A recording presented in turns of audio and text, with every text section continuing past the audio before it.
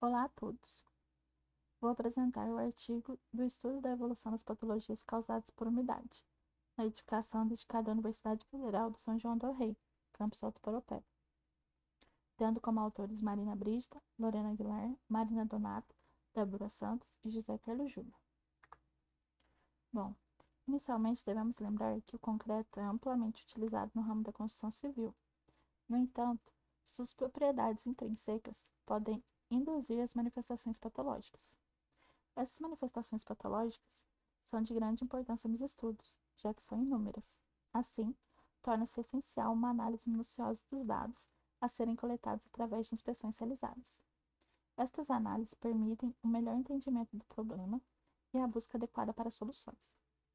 Visando a importância do estudo das manifestações patológicas e tomando como objetivo principal, foi realizado um estudo de casos para identificar e analisar a progressão das principais patologias causadas por umidade. Assim, ao abordar as manifestações patológicas, deve-se saber que se trata de mecanismos de degradação da construção civil e que afetam diretamente a vida útil das edificações, as quais, para serem conservadas, necessitam de inspeções periódicas e, caso necessário, que se realizem manutenções. As manifestações patológicas abordadas nesse trabalho são causadas por umidade, já que os defeitos mais comuns decorrem da penetração de água ou da formação de manchas de umidade e que podem ocasionar problemas graves e de difíceis soluções. As causas da umidade nas edificações podem ser citadas pela umidade de infiltração, que são aquelas que passam das áreas externas às internas por meio de trincas, pela alta capacidade de os materiais absorverem a umidade do ar ou por falhas na interface do elemento construtivo. Umidade ascensional é aquela oriunda de água do solo, que tende a ascender e atingir a edificação, pela consequência da capilaridade dos materiais. A umidade, a umidade por condensação, caracterizada pelo resultado da presença de grande umidade no ar, ou da existência de superfícies que estejam com temperatura abaixo ao ponto de orvalho. Umidade de obra se dá pela quantidade de umidade presente na edificação após o término das atividades de execução, ou dita como umidade interna aos materiais. A umidade acidental é aquela causada por falhas no sistema de tubulações, que geram infiltrações. Com esses conceitos definidos, fez-se um estudo de casos na edificação da Universidade Federal de São João del Rei, campus Alto Paraopeba, localizado na região de Ouro Branco, Minas Gerais, para abordar a evolução das patologias por umidade. A metodologia utilizada pode ser vista pelo diagrama apresentado. Para a inspeção ser efetiva, realizou-se estudos abordando a origem patológica. Com essa pesquisa, pôde-se realizar a inspeção preliminar, com o objetivo de realizar uma inspeção visual e identificar os focos dessas manifestações. Para ajudar na identificação, usou-se um banco de dados fornecido pela universidade. Para avaliar a evolução dos danos, com essas informações, foi possível montar um mapa de danos a ser comparado aos focos identificados no mesmo local.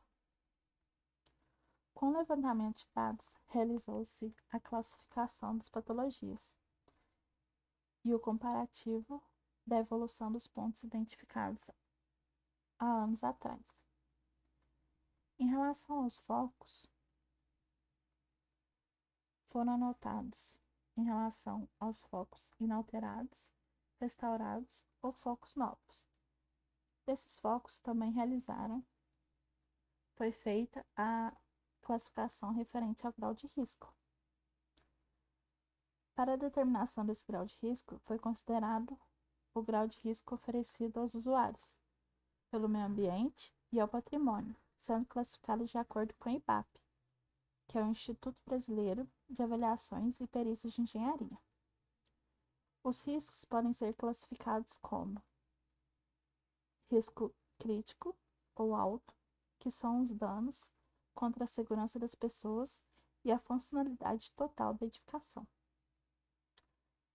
Grau de risco médio, que é a perda parcial de desempenho e funcionalidade da edificação. E o grau de risco médio, que é o risco de causar pequenos prejuízos à estética, sem a probabilidade de ocorrência dos riscos críticos e médios.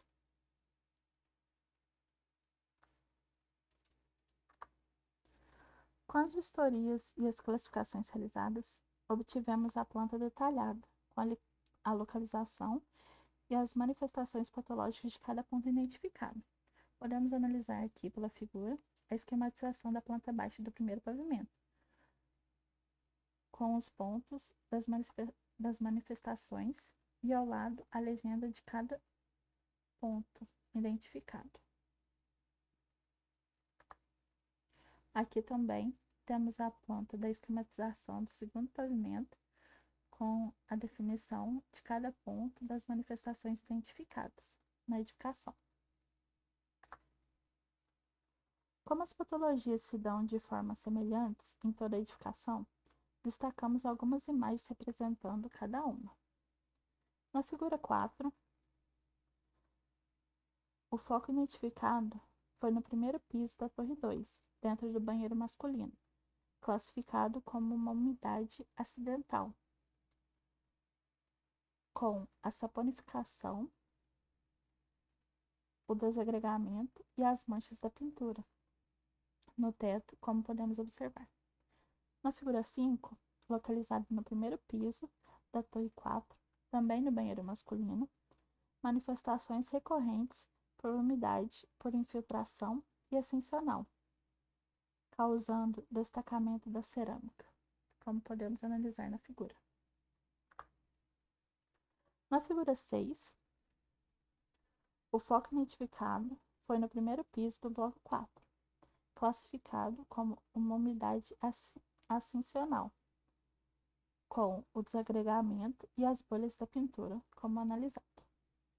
Na figura 7, identificado no segundo piso do bloco 5, é classificado como uma umidade por condensação, onde apresenta sinais de eflorescência, saponificação, mofo e bolor no teto, como podemos analisar na figura. Bom, em relação aos resultados, podemos concluir que,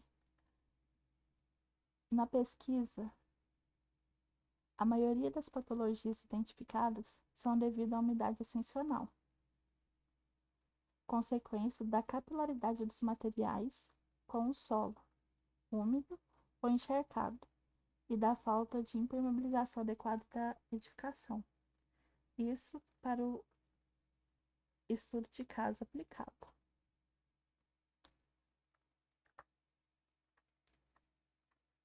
Bom, para essa edificação foi determinado o grau de risco mínimo e as manifestações patológicas de superficiais. E entende-se que as patologias por umidade não são de fácil controle, pela umidade estar contida no ar, por exemplo. E além de afetarem esteticamente a edificação, podem vir a afetar estruturalmente. Por isso, se faz necessário inspeções e manutenções ou reparos, como, por exemplo, de alguns reparos, uma melhor impermeabilização dos elementos construtivos, para contribuir um aumento da vida útil das construções. Aqui estão as referências utilizadas. Obrigada.